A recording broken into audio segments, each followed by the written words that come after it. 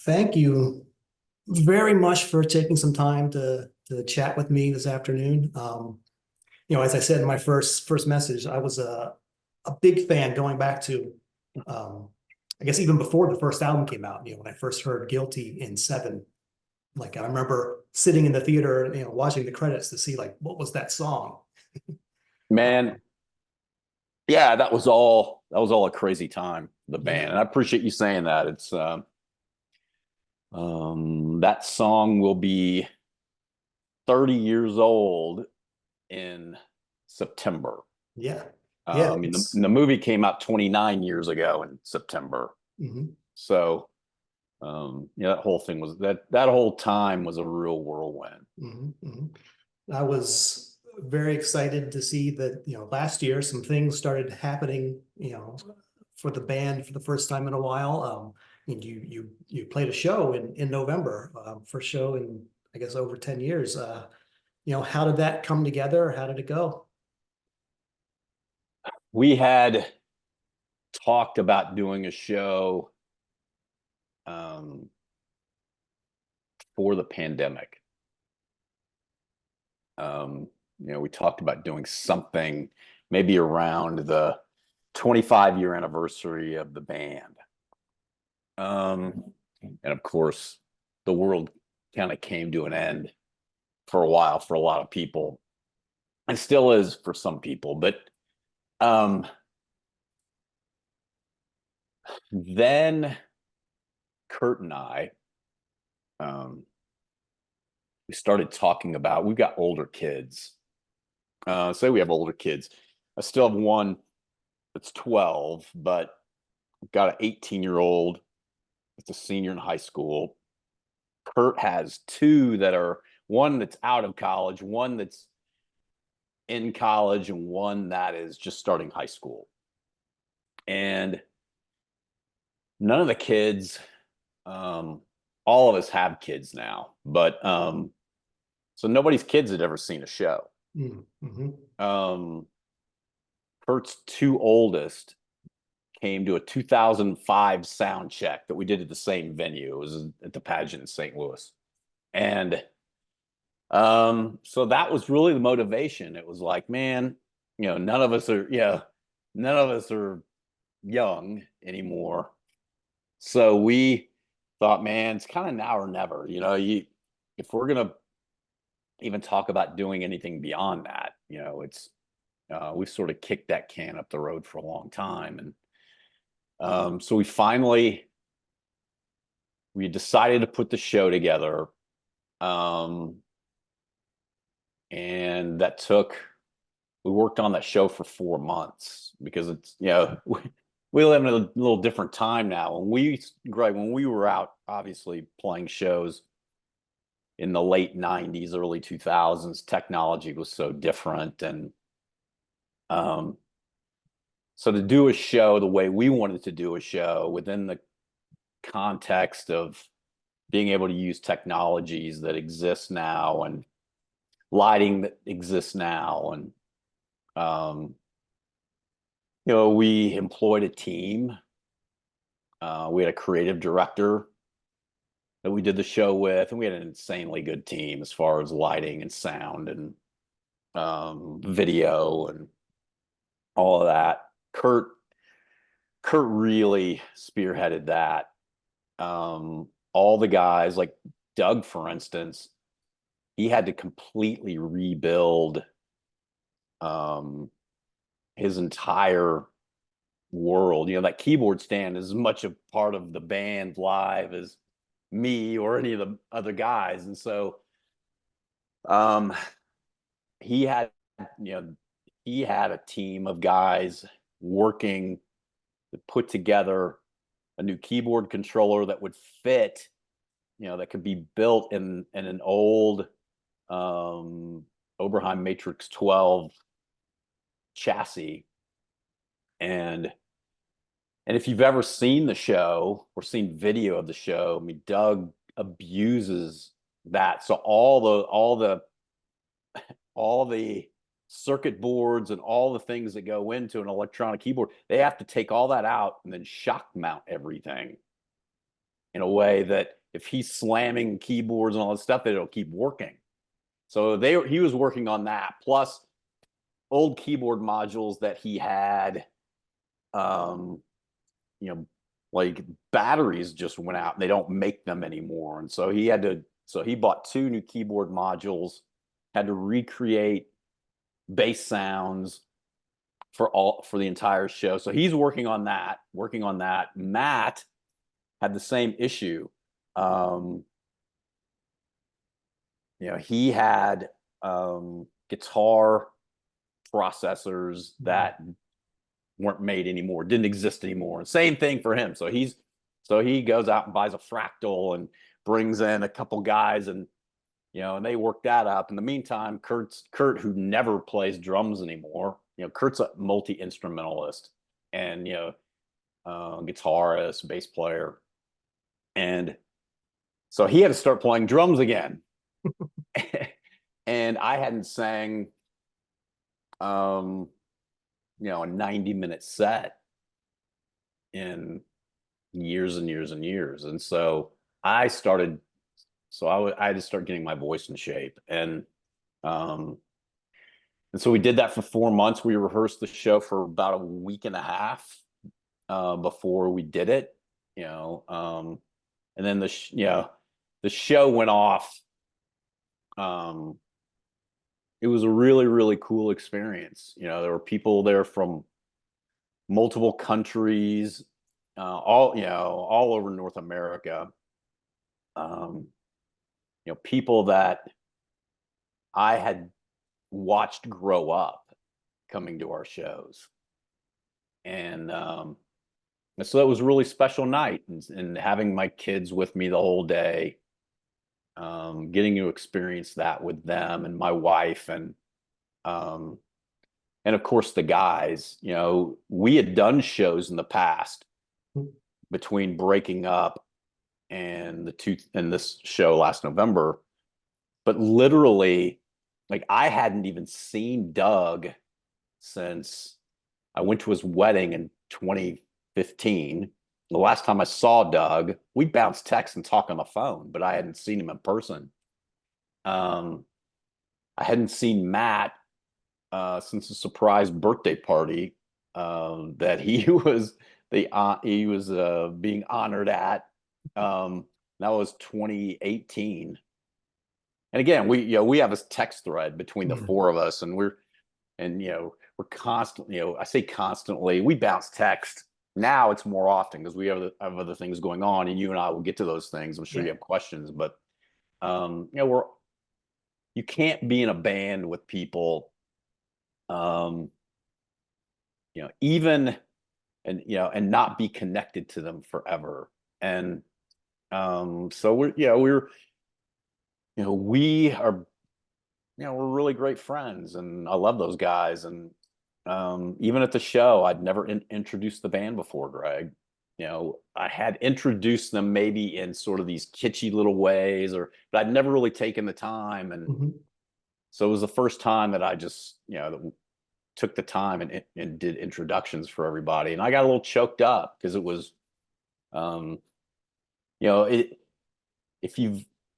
to experience what I experienced with those guys, and then to have those feelings kind of pop up. The first show we did was in November of 1995. This was our very first show, and sort of have those feelings again. It was such a cool night, and in a big venue, and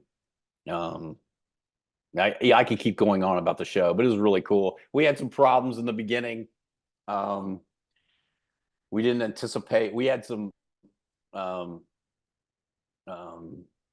We had a technical issue right at the top of the show, and we fought through it. And I think it set the tone for the rest of the show in a good way, because you can rehearse together, and we'd had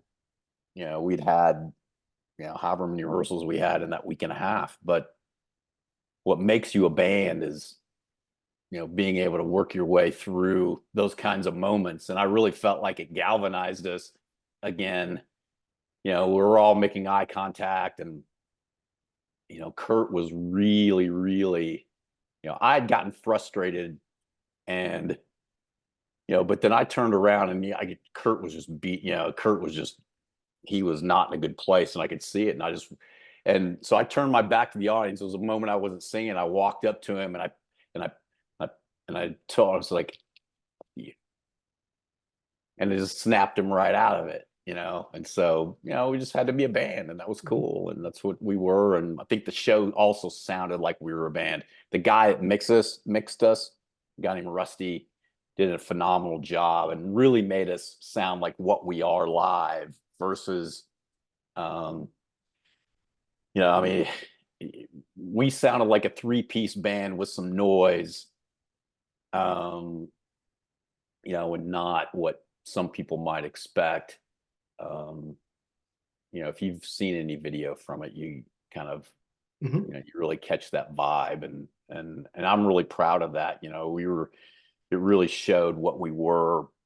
Um, when you kind of pull a lot of the stuff out and make us a live band, and I think that's what we sounded like at that show. I think within most bands, there's like a very specific like dynamics between the band members as far as like who does what and the relationships with each other. Did you find yourselves falling back into like the old roles you all had, in the original run? Yeah, we, and those, and the personalities haven't changed really. I think the difference is we all back then, Greg, I think I can speak only for myself. I was not the easiest person to be in a band with. And it wasn't because I don't know that I was a tyrant or anything like that. I just, I wanted, I, I worked so hard. All the guys did. So any dissension or personality conflicts that happened, and not just from my end, from everybody's end at times. I mean, those things get blown up, they get blown out of proportion. And that's what, and you hear about that shit with bands all the time. The difference is now, like, I'll give you an example. Doug is, Doug Furley is, all the guys are insanely intelligent, by the way. I mean, Kurt's an architect. Matt is the CEO of a $300 million company, and and he's a mechanical engineer. Doug is one of the brightest human beings that I've ever met or known. But what comes with that is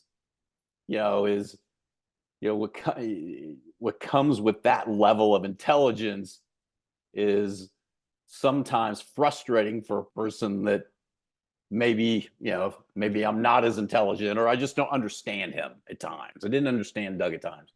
So here's an example. Doug would sometimes do things that would put us, Doug looked at detail so hard. But some nights before we were going on stage, we would go on 5 or 10 minutes late because Doug was dealing with something that only Doug would deal with. Maybe it was a wardrobe thing. Maybe it was a technical thing. Maybe there was something, there was all kinds of different things. Well, we were getting ready to do our VIP meet and greet, and it's 2 minutes till 3 o'clock, and we're on a schedule. And this is in November. The difference in the old days, everybody would have been pissed off at each other, and everybody had been pissed at Doug for, but Doug was also at the time he was being late because he was dealing with something that needed to be dealt with as far as our merchandise went. And instead of, but Doug had a lot of stuff to do that day or whatever, and that was part of it. But Doug showed up like literally at 3 o'clock when the VIP meet and greet was supposed to start. And instead of us being pissed, I just walked up to him, gave him a hug, and told him, "Hey, man, I'm happy you're here." So the difference is now we just allow each other. We understand that everybody had strong personalities in the band, and I didn't always understand everybody, but I now appreciate what everybody did to make all of that happen. Maybe Mhm. that I didn't quite appreciate or take the time to appreciate. And in fact, I at every rehearsal, I was thanking guys and I was going off and I, and Kurt called me one night after a rehearsal and he's like, man, I was talking, and he was talking to his wife. He's like, man, Jeff might be dying. Like there might be something wrong with Jeff because, he's being really, really nice. And I was like, no, dude, I'm not dying.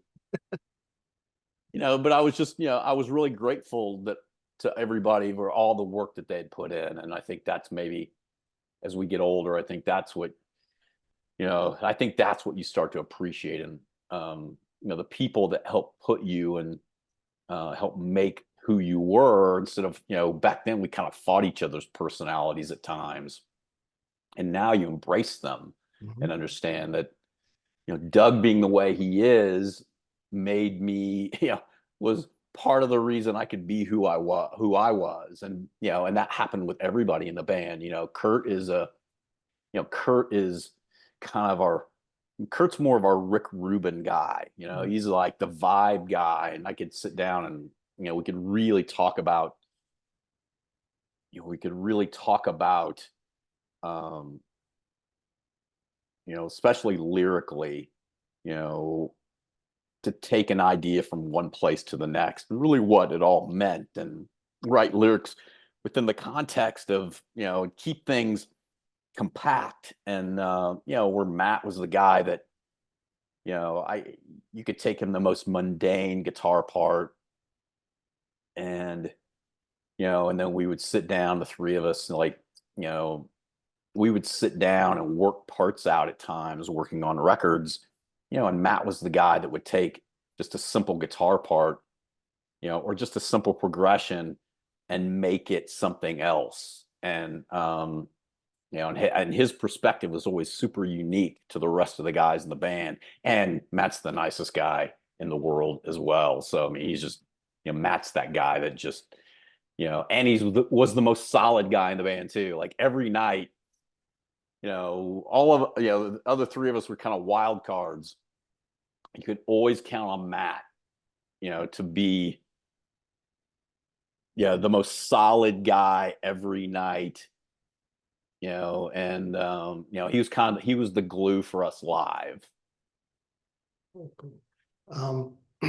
When you were rehearsing and then performing, these songs that you wrote, 25 to 30 years ago, did you find that lyrically they still held a lot of meaning for you, or are they more, time capsules of back then?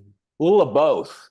Um, I think it was more, there were certain songs that maybe meant more to me, not lyrically, but just the vibe of the song.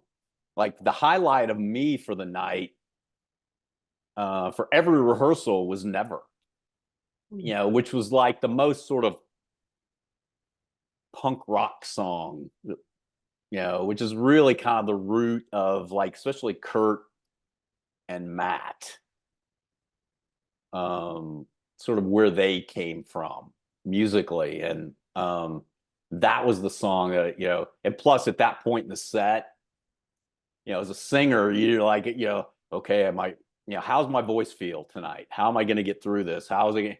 And by the time I got to that point in the set, I could just let it fly. I didn't have to worry about it. It's like, man, I got this.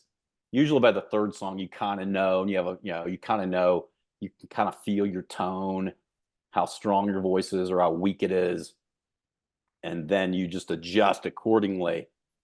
And then you get to a certain part in the set and you go, oh, I got this. And you just let it fly in that particular song. But I think, I think it was a time capsule, but I don't know that, I mean, as a human being, I think you're constant, you're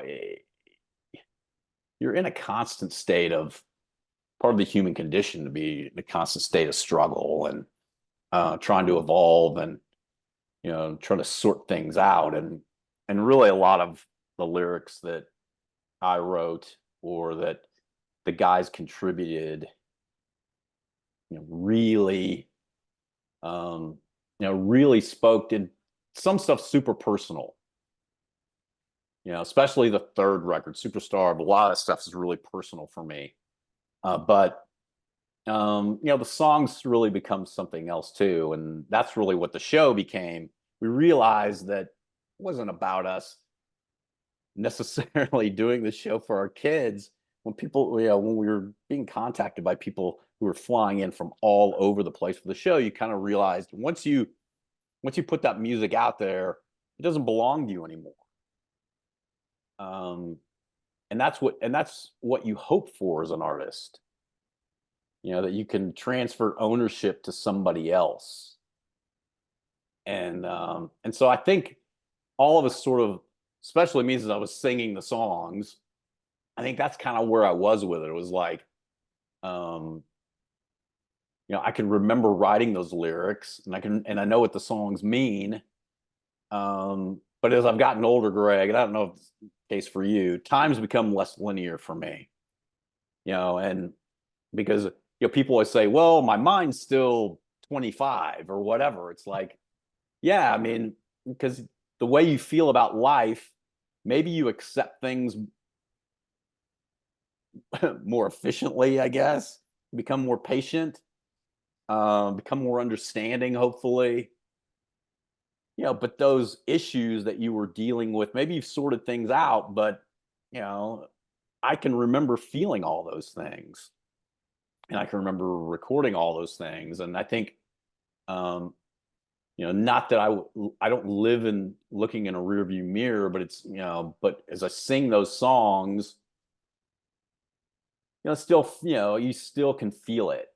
And sometimes they evolve into something else. I mean, musical lyrics, sometimes after you sing a song 1,000 times, it turns into something else, or it turns into, maybe you remember singing it in the context of a certain show, and there's all those things that kind of start creating these emotional layers on top of things. But yeah, I mean, it was both, and I really dug, revisiting all that with the guys, with a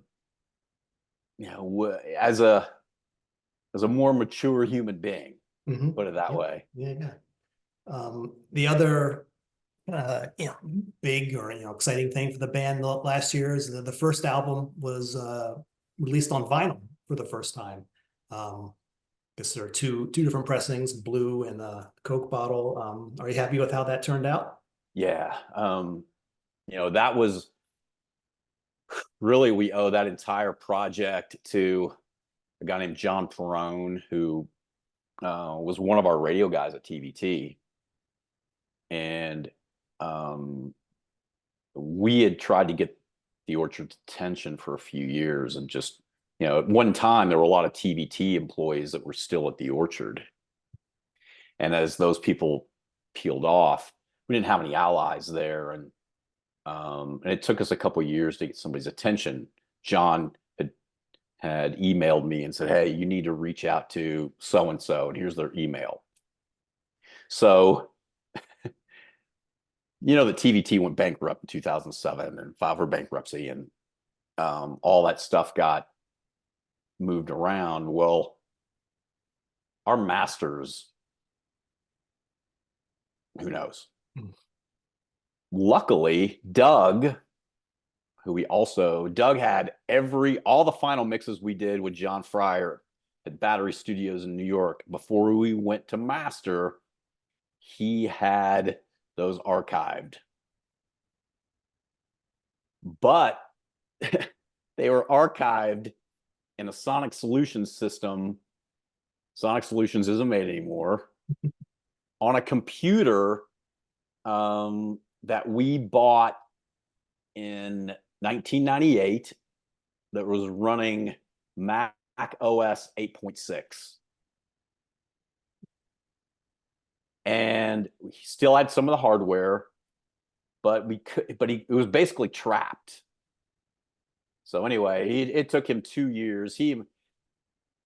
He and people that work for him at Shock City, I mean, they were reaching out to people. They had people building cables, all sorts of stuff to get these tracks, to get these final mixes exported into a couple decades later. And so because we weren't going to release it, we didn't want the mastered for CD mixes. Mm-hmm. If that's what we were left with, we would have said no, we're not releasing vinyl. Because those mixes were made for CDs in the 90s where we fucked up. Everything was over compressed. Everything you just wanted it loud and in your face. And those mixes, had very little dynamic to them. And they would have basically, Guilty's the first, after Forward, Guilty's the first track on the record. And the needle would have just jumped off the vinyl, literally. So, yeah, so Doug did all that. Kurt reached out to the guy who did our artwork. Between Kurt and a guy named Greg, who's now he was at TVT. He was the artist that Kurt and they they worked on the artwork. They still had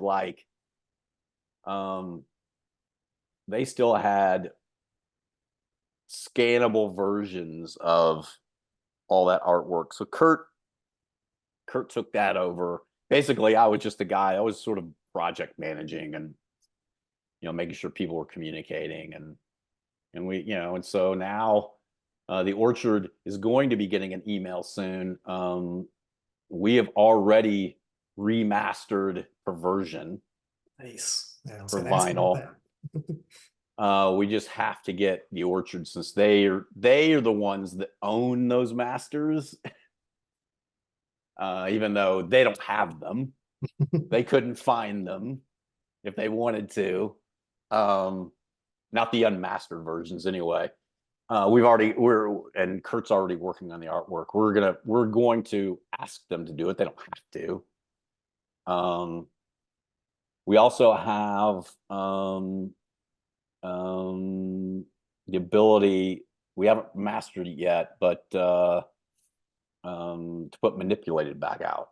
Nice. As well. So BMG will never. We have the masters too, the unmastered mixes for Superstar, but BMG, getting anybody's attention to BMG, I mean, that's a whole nother mess. That record wasn't on streaming services for years. Mm-hmm. And I kept reaching out to anyone I could find at BMG. Finally, because a guy at the BMG office in the UK saw a tweet, DM'd me, and then they figured it out. But for us to get anything vinyl done, I think it'd be a stretch. But it's possible, but I'm not going to count on it. Mm-hmm. The first album, I think, is still available in your band merch store you have, right? And yeah, we've got a couple. We have very limited supply. We have a couple left, maybe of each color. We bought up. I don't know, maybe 5% of what was pressed. And because really the only way we make any money, if people are like, oh yeah, it's a money grab for the band, reissue this stuff, it's like, no, we're short of recoup on our deal with TVT / the Orchard / Sony. I don't know, I bet we're short $800,000 or so. So yeah, we would get, Concord has, we're in partnership with Concord on the publishing on that record. So yeah, we'll see, 50% of, the 90 cents per record. So the only way a band makes, put it this way, Greg, the only way a band makes any money off of a re-release like that, typically if they were signed to a major or on a bigger label, is that if you're buying it directly from the band. It's great. We didn't do it with the intent of making money on it. That's why I was even pushing Amazon links to people. It's like, get it however you can get it. Mm-hmm. You know, I mean, it's about our legacy. It wasn't about, you know, a money grab, but um, probably with perversion, if the orchard will will actually do it, we'll probably order more than we ordered the last time, because it's going to fund some other things, and you know, which is the next chapter of the band. So Well, let's talk about that. I don't know how much you want to say, but yeah, I mean, what is in the works? well, you know, Matt's everybody's kind of working independently at this point. Just coming up with ideas, spending a lot of time talking about, Greg, as you can imagine, this band does not, you know, we did 3 records that were very different. And, you know, we have been as electronic as you can be being a rock band. And we've been as organic as you can be being a rock band. And we've, you know, and genre wise, you know, we've touched into, you know, very hard places, and we've been in very punk places, and we've been in very dancey places. And and, so we spent a lot of time talking about more about what we don't think the band is in the context of 2024. And so everybody's working, you know, and I'm working, but at the same time, like I'm working on a couple tracks with the guy who engineered the Superstar record. We're on 2 songs with him, maybe a third song soon. I've got a lot on my plate as far as music goes. Um, but you know, and those 2 streams don't really cross so much. You know, I did a jazz piano break on one of these other tracks recently. So I mean, um, you know, I mean, Gravity Kills is, you know, is a different animal, and so we're working on it. We're talking about it. It's gonna happen. You know, I talked to Kurt. You know, I talked to Matt all last weekend. I feel like, and I've talked to Kurt several times this week, you know, and Kurt was at South by Southwest too. You know, he goes down every year, and he was down there. Um, you know, and he's texting me pictures of him seeing bands, and you know, and we still listen to new music. That's the cool thing about all the guys. You know, you know, I'm constantly searching for something that, um, you know, in all genres that, you know, that will inspire whatever sits in here somewhere and here somewhere. I don't want it to sound, whatever we do, Greg, we don't want it to sound like,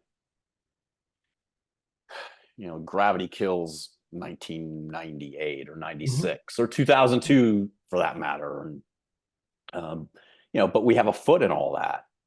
So, you know, I don't necessarily want to make a record or do songs that people will go, that just doesn't, you know, that doesn't sound like Gravity Kills. Um, but I think everybody's got a little bit different idea what the band is. And I think whatever we do, it's going to sit within, you know, within those boundaries. But those boundaries for us are so broad, you know, that, you know, that's what's exciting. I mean, we can be as, you know, we could do a song that sounds like an exploited track, you know, with me singing on top of it. It sounds like Gravity Kills, you know, or we could do something like, you know, we could go maybe not quite into like Bad Omens or anything like that, but we could, you know, we could lean into those places a little bit, and it would still sound like Gravity Kills. Mhm. Um, so you know, so that's kind of what's cool, but at the same time, um, um, you know, I think even the 4 of us maybe have, we spend so much time talking about it because we all sort of have our own separate ideas of maybe where the band sits, and it's, you know, and it's just going to take getting a couple tracks done to realize that, hey, we can go this direction, we go this direction, we can go that direction, it all kind of fits. And so that's where we're at with it. You know, there's no breaking news Mhm. really. except to say that we flirted with it before, but this is, this is the point now where we know that, again, it's now or never. If we're and we're not trying to recreate lightning in a bottle that happened a long time ago. I think there's a chemistry that we reconnected, over the last year by getting to do a show together and really working on the show. Before that, Greg, we would do shows literally, we hadn't rehearsed at all. Like the 2012 show, I saw the guys at sound check. Saw them for maybe a couple minutes after the show. That was it. We just, because the songs, but then it had been so long now. Plus, we were doing 90 minutes, and we did a couple songs. We did one song that we hadn't done since 1998. So, so it was, we had to, there were probably a couple of those songs. And so we just had to, so now I think it's just time. And I think everybody's in a good place. I think everybody's, especially Kurt. Kurt has time now. He's got older kids. I've got time now. So I mean, that's really, it's what are you going to do with the rest of your life? Because the rest of your life isn't as long as at our age, isn't as long as it once was. And you can say, oh yeah, we'll get to it at some point. Well, now you better fucking get to it. Talking about the plans for new music or just a kind of general idea. Are there plans for more shows coming up? Yeah, there are. I think, again, that was another thing. When we did the show, Greg,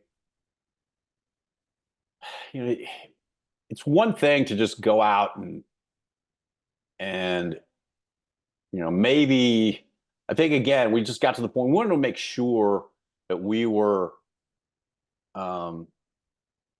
able to do a show that people wouldn't be disappointed with.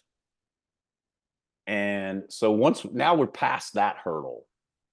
So yeah, we have, we declined an offer for a Chicago show in September.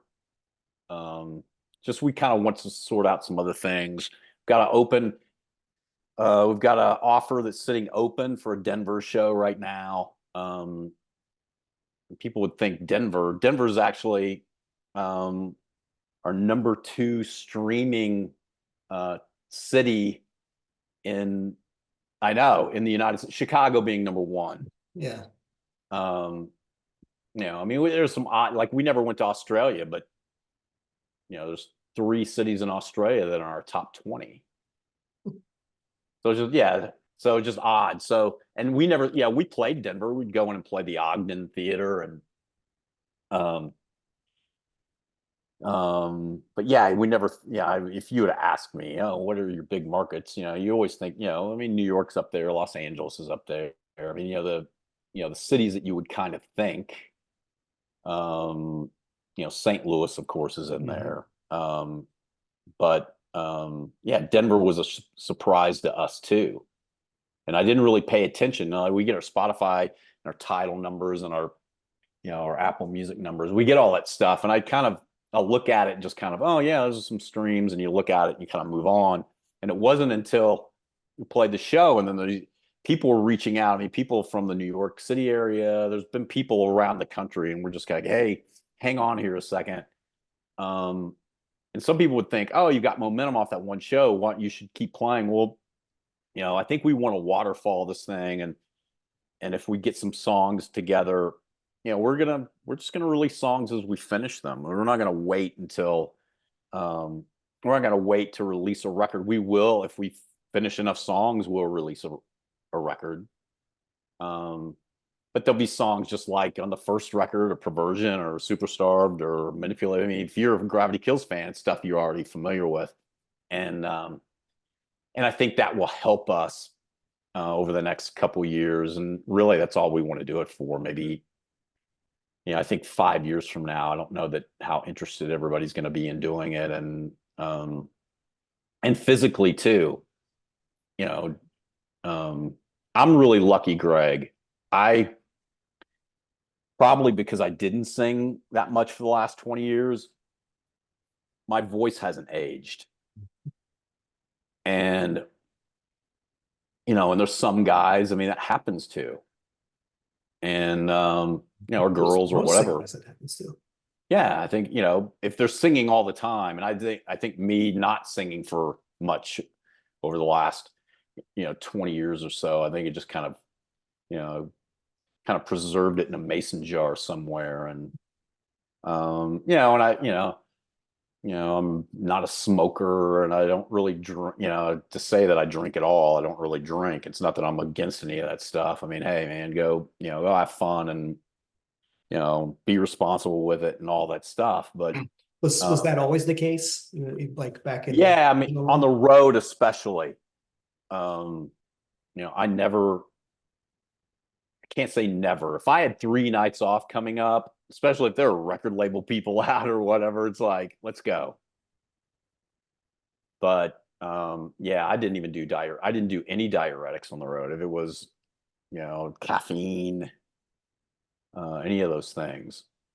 Because if you're out there, I don't sing, you know, stylistically, I just scream, and not screaming in the context of the way guys scream maybe now, but I'm singing with pitch very intensely at times. Mhm. And to do that night in, night out back then, even as a younger man, you just really had to take care of yourself. And because I did early on have had an incident in San Diego where I lost my voice going into the last song. I had nothing left. We were in San Diego and it was a nightmare. And I remember just going on the bus and crawling into my bunk and wanting to die. Oh, no. And at that point, I just like knew, that's like, there's can't be any of that stuff. And I'd had we had played, this was in March of 96. We'd gone into play in Salt Lake City. We were playing with Korn, and the Deftones were on that show too. The Deftones were before us. It was us. The Deftones were on the show. System Machine Gun was on that show too because we were sort of touring together at the time.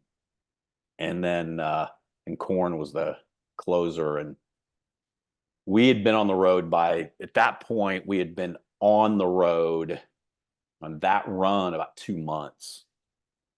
And I had dropped about 12 pounds. And it wasn't because I was doing a bunch of drugs or any of that bullshit. I just wasn't, was acclimating to life on the road, which is at that level at the time, we're in a bus, but our first single, I guess, we're about, we're on MTV by this point. People don't know who the band is yet, really. And so just, sometimes getting with, trying to find food, trying to eat, you're on a tour that maybe you're getting a meal buyout, or maybe you're going in a place that's catered and it's, horrible.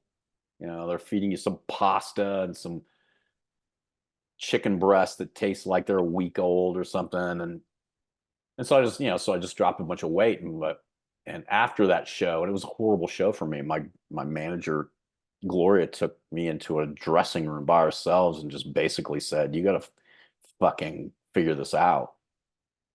You got to take care of yourself because you got a lot of people counting on you." Mhm. You And know, you weren't and just and you weren't just like standing there on stage. Like you guys really like brought it. It was a high energy show too.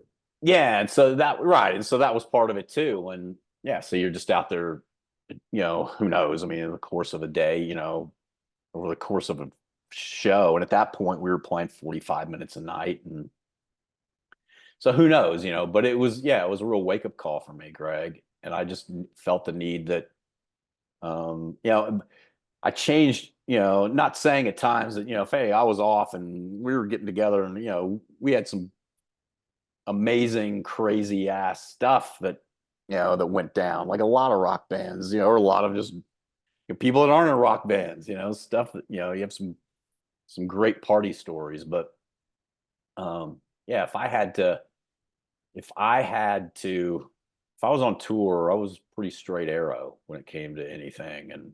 Um, and it just sort of carried over, you know. Doug and I, every night, we got to the point where it's like we wanted to really achieve consciousness on stage. And I think a lot of bands, when you're doing it night in, night out, I think sometimes it's easy to be on stage because now it's just muscle memory, you know, and you're running around, you're jumping around. It seems spontaneous, but at the same time, the singer might be thinking, man, I sure hope the after show pizzas are good, you know, or whatever. And all these things are going on in your head. And yeah, so it was at that point we'd all talked about it as a band one night. You know, how can we keep everybody in the show? And you know, it's making eye contact and it's interacting with your bandmates and it's you know, and having these, you know, sort of unspoken conversations with, you know, with your bandmates and the audience every night.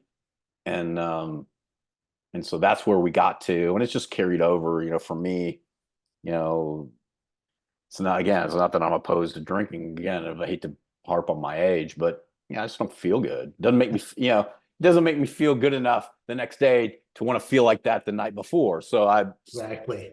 yeah, so I just don't do that shit anymore and have for a long time. And, but anyway, but to your question, I think, yes, there's shows. We'll get to that stuff. You know, we'd like to do it. You know, it's just, I think, you know, we want to do all the above, and maybe we're being too ambitious, but everybody's got the time to do it. You know, like meeting with you today. I mean, I book music for a living. You know, I would do a lot of corporate stuff. Say smaller city festivals, that kind of thing. Mhm. You know, Greg, I book a lot of country and red dirt, Texas country too. And um but I can make time, you know, and my daughter's older now. And so, you know, she starts college in the fall and now she just comes and goes like a typical high school senior, you know. I'm like, you know, I'll text her, you gonna be home for dinner tonight? No, you know, okay. And so I, you know, and I'm here by myself. My stepson are in St. Louis, and I'm in Oklahoma City. So that will change obviously at some point because I'm gonna, you know, my daughter will be able to handle life on her own. But I've got the time, and Matt has he's in a different position in his life too. He's slowing down professionally as far as on the CEO thing and all that stuff. You know, Doug is the one who's, you know, he's in the middle of it. I mean, Doug's running his production facility and Doug has a 6 year old, 5 or 6 year old daughter. So, you know, he's the one with probably the least amount of time. Um, you know, but he's in, he's, you know, he lives in a studio basically. He doesn't live there, but you know, he owns his, you know, he's got multiple rooms and he's got you know, actually he's got 3 rooms he can work at in his own facility. He can work in his office, you know, he can move to a B room, you know, multiple B rooms, and you know, it's C room there, and he's got his main room at Shock City as well. So, you know, we just got to get it to the point where we sort of give things to Doug. You know, Doug sort of, you know, Doug comes in at a different stage, especially if we're working independently like this. I'll be up, and I told Kurt at the least I'm cutting demo vocals with with the guys in St. Louis, because you know that's where we can tweak melodies, and somebody will say, hey, this, you know, I like this lyric, but we can do better, or you know, or what does this mean, or you know, maybe that sings a little awkwardly, you know what I mean. It's hard to be objective all the time when you're working by yourself, so I'm going to do at least that stuff. Oh, you know, and I'm up in St. Louis quite often anyway, you know, being my wife's there. So In the early years of the band, like excuse me, right after the band formed, things started happening very quickly. Do you feel like you were able at the time to appreciate like everything that was happening and the success you had? there were moments, um, there were moments, yes, but a lot of it, no. Because you went from nobody giving a shit to everyone giving a shit. And I'm not talking us being ubiquitous like the Foo Fighters or something. That's not what I mean, or Metallica, Yeah. or it's not what I mean. In our bubble, with record label people, people at our shows, radio, MTV, the press, whether they liked us or not. There were people that, I'm not going to name names. There was a guy at a major publication that said I was the biggest asshole he'd ever met, and wouldn't do a feature. And they ended up doing a feature on their second record because, maybe at that point they felt we were worthy of it or whatever. But when you go from nobody caring to, if we had a day off in New York City, you might be up at your first interview might start at 9 o'clock in the morning, and you may not be done till 1 or 2 in the morning, just doing interviews all day. You're just being carted around, or in some cases, you'd be at a hotel and it would be, and it'd be like they do movies, and you would just, they would just have a schedule, and people would just come in and just interview you all day. And I used to hate it. But it's funny now, Greg, like I felt so bad. Life, for me, sometimes I don't know what's going to come across my desk. So my days blow up at times Mhm. when I don't want them to. But it's a lot of fun for me now to get to talk to people about this stuff. Because I tell people now, like, who wouldn't want to sit around and fucking talk about yourself all day? And that's what we used to complain about. But you were so tired, and you were so, you had people tugging on you constantly. I would, not to go all Ted Lasso on you, but I would have panic attacks. I could get on stage in front of, play festivals where there might be 30,000 people there. And you could get on stage and do that, have no issues. Get me in a meet and greet that wasn't organized,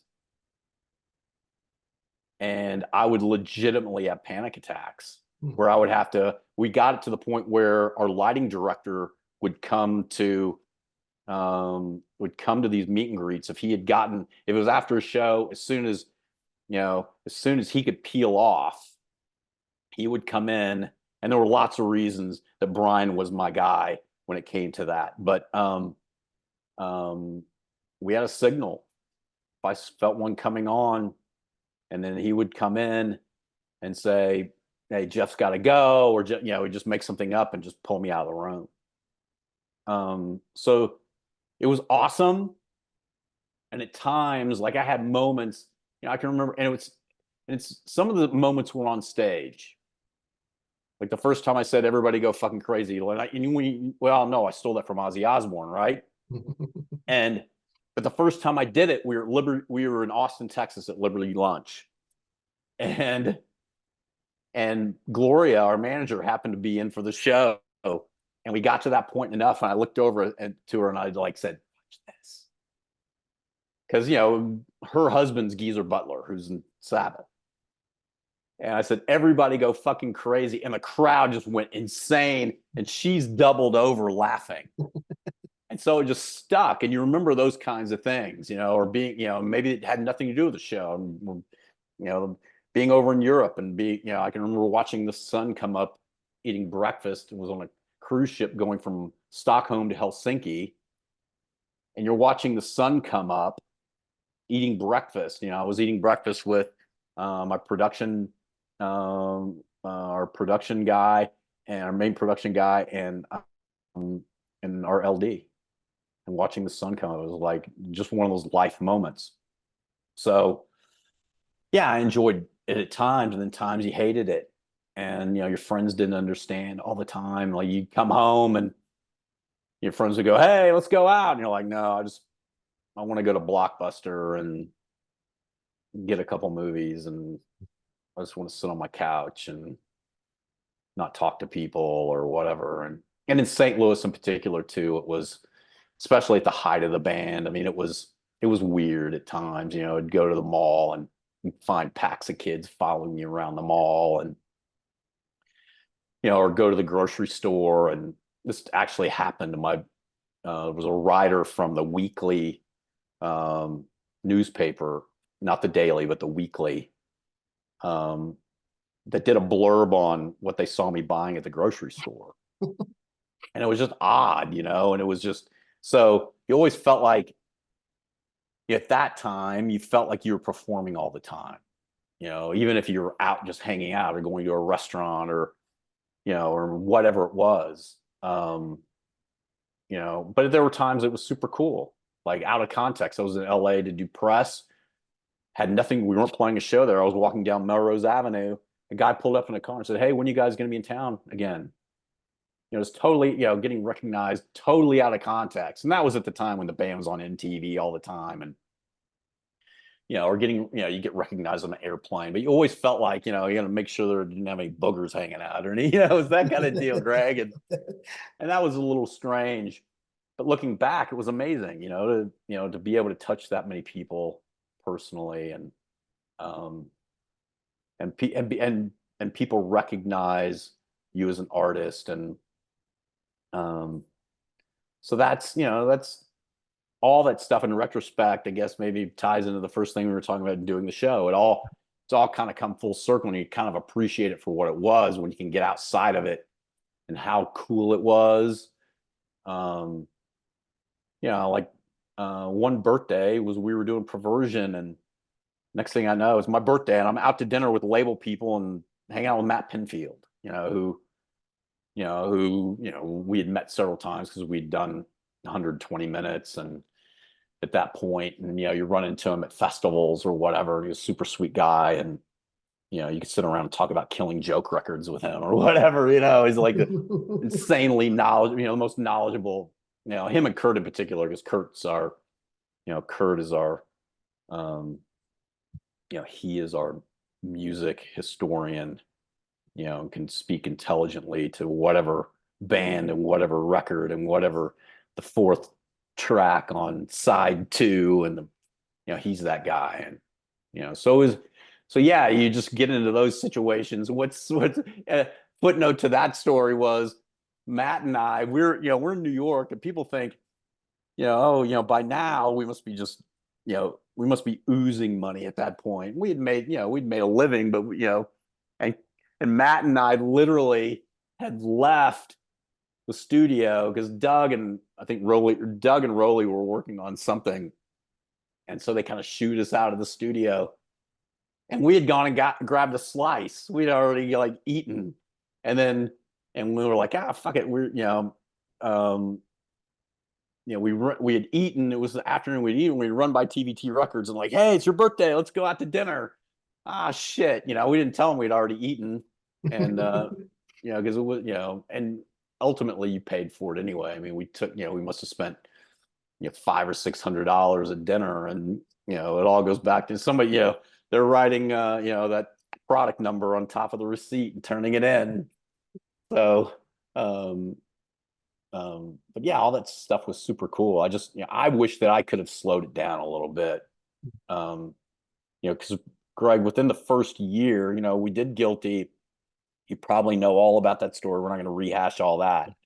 Most people know that story, I think. But within a year of the band forming and doing Guilty, I guess we didn't really form. We did Guilty, and then we were like, hey, shit, I guess we're a band. And in the first year, we write a song, we end up doing more songs. Within the first year, we finished the first record, still hadn't signed a record deal. TVT had already paid for the record. We're on two major motion picture soundtracks already by that point. Mortal Kombat. Then we're on 7. And, we went, talk like 0 to 6,000. As far as, we just got put in a rocket, and it, and took off. And so I don't know that we really had time. And that's where Kurt's expertise as an architect came in. I mean, the first record we just did as a schedule. I mean, I was living in Dallas at the time, and I was flying in. And so, I mean, we just felt it, and we just knew. But it just, the first, we played our first show November 2nd. Was it November 2nd or November 4th? November 4th, 1995. The last show that we played touring the first record was November of 1997. And then we had an album out 8 months later. So it was, I mean, especially about the first 2.5, 3 years of the band was nonstop. And Yeah. Yeah, so it's really cool now that you have this opportunity. It won't, obviously it's not going to get to the highs it did yeah, back then, but you had this opportunity to really appreciate just the band and what you've done and what you might do now. And I think it's a lot. That's an opportunity that a lot of bands don't get, after they split. So it's pretty cool. yeah, Greg, it's interesting. Despite we don't have huge social media numbers, but man, the people who are engaged are fucking engaged. And and that's the cool thing is like you're like we know that not a lot of people are going to pay attention to any of this stuff. And but for those that are paying attention, um that's who we're doing. Aside from doing it for ourselves, again, your hope when you make music or any art, photograph or a painting or whatever it is, or you doing podcast, at some point, the ownership of what you're doing, crosses a boundary, into interpretation. And we have a lot of people that are ready to interpret and want to. And and it's not hundreds of thousands of people. Um, but that's cool with us. I mean, we can do this stuff. We can release some things physically that people will want. We can do some shows in some markets that people will want to come see. And and that's really cool for us. And we're kind of interested in that legacy too. I mean, that's why we're being very methodical about, again, we're not thinking about we have to write songs in a specific style or whatever it is, whatever stylistically in those places we go, we want to, we want to at least be proud of what we're giving people to listen to, not just throw some shit out. And some people may go, there's going to be people out there who go, "No, I was expecting this, and we got this, and this sucks." And we fully expect those things too. But there might be some people that are really surprised, and or they're happy that we didn't write "Guilty" to, or or whatever. And we on purpose never did. We really rejected all of that by the second record anyway. I mean,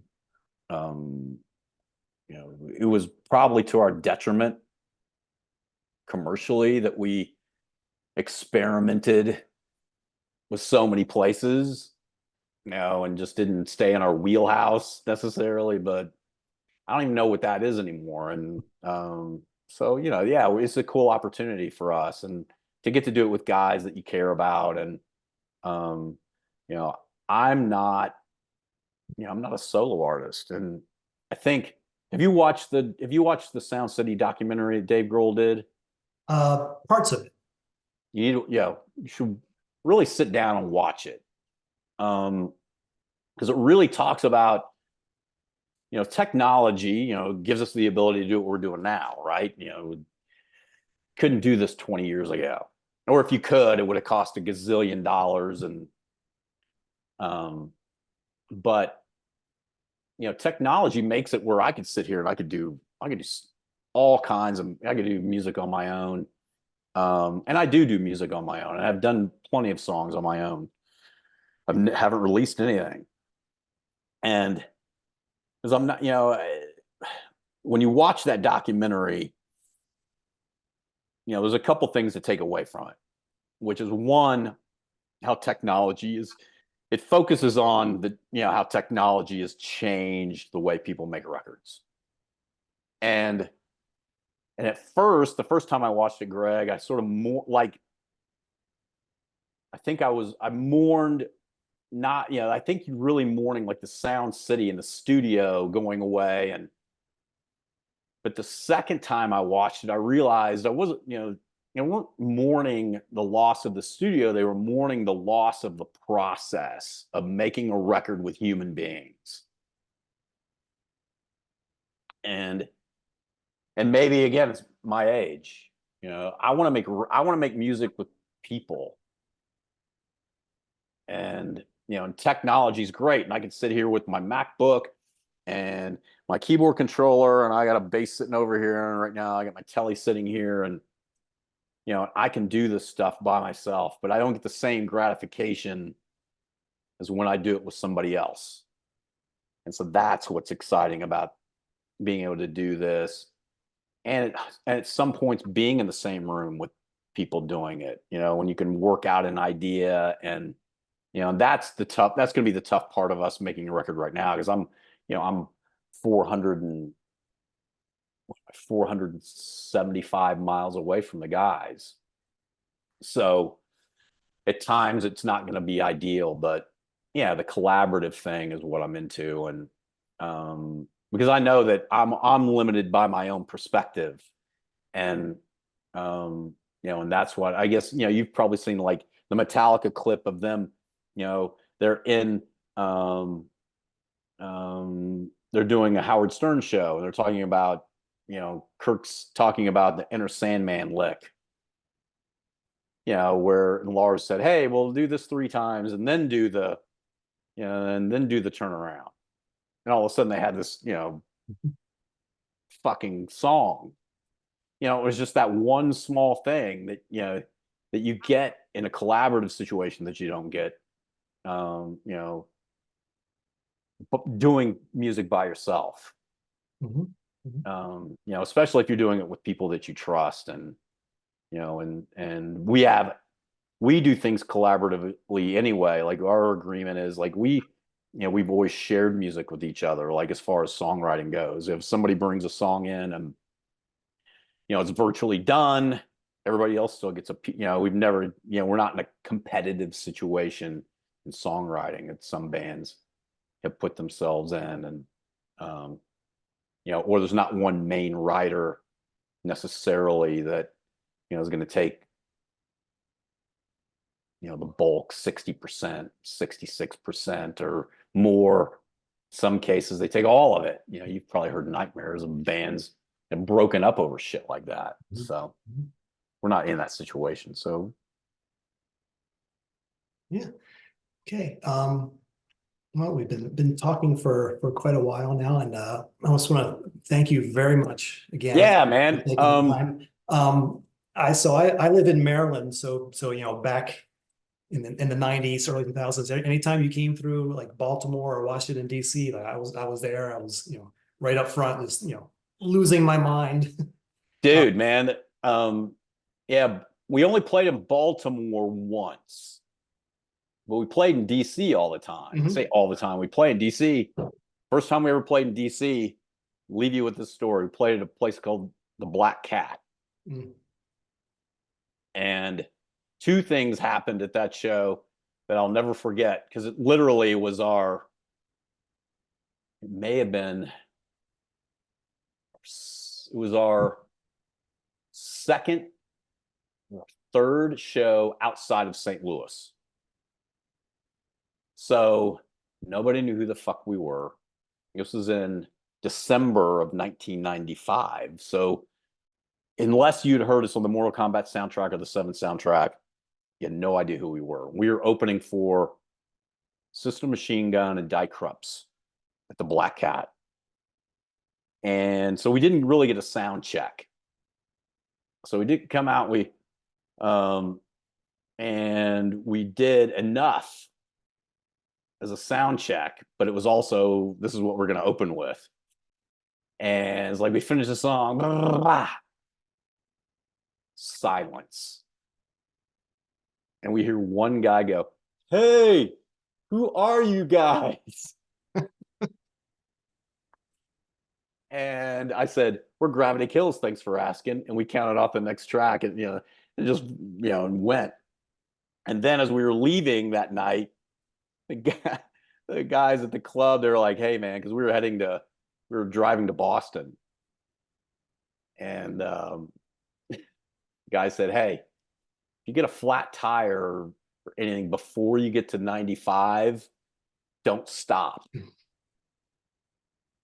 We're just some farm kids, basically from Jeff City, Missouri. We were living in big cities at that point, but you can take the kid out of the farm town, but you can't take the farm town out of the kid. And I think it just scared the shit out of us. We're like, oh, we didn't think anything of it until, oh God, And so that was, yeah. So we lived in horror getting from the club to I-95 for really no reason other than these guys were probably just fucking with us, and they saw how wet we were behind the ears or whatever. But yeah, that was our first DC show, and I think the next time we were back, we were actually playing HFS Festival. Yeah, it was the first time I saw you. Yeah. Yeah, and we weren't supposed to. We're not even on the T-shirt, by the way. Yeah, I remember you were late edition. Yeah. Yep. Yeah, so we weren't even on. Yeah, yeah, that was when we didn't play on the main stage either. We played. Yeah, you remember we were on the side stage. And the highlight of the day for me was Fred Snyder from the B-52s. And it was just because our bus was sitting there, and it was just so funny because before every song, you'd be like, "This next song is a true story," and then it'd like go into whatever. And I don't know, he said that like 3 or 4 times, and I just remember us, cracking up. Yeah, that was a cool show. Going in to see Dave Grohl. Well, I think it was they had Foo Fighters headline, and of course, Dave's from that area, and we watched, we got to go, we went and watched that set, and that was pretty cool to see, get to see him take all that in. So somewhere I think it might be at my parents' house. I've got a box of old like band T-shirts, and I know there are like 3 or 4 Gravity Kills shirts in there. I haven't been able to find that. I did find this hat. Oh yeah. I didn't find a lint roller though, so it's not in very good condition right now. Yeah, man. Yeah, our our main production manager actually designed that alien guy. So we should probably reintroduce it at some point. Yeah. Is the kids are all into the 90s fashion these days. So anyway, dude, yeah. I appreciate for anybody watching this, you got to leave this in. I totally stood Greg up, and it wasn't on purpose. I had something come up, my day just fucking blew up, and I was not in a professionally great place, and then realized that I had totally fucked Greg over, and because he has a life too, by the way, anybody watching this. And in fact, he's got to get going because he's got somewhere to go, and he's got to be somewhere in 45 minutes, I think. So I'll shut the fuck up now.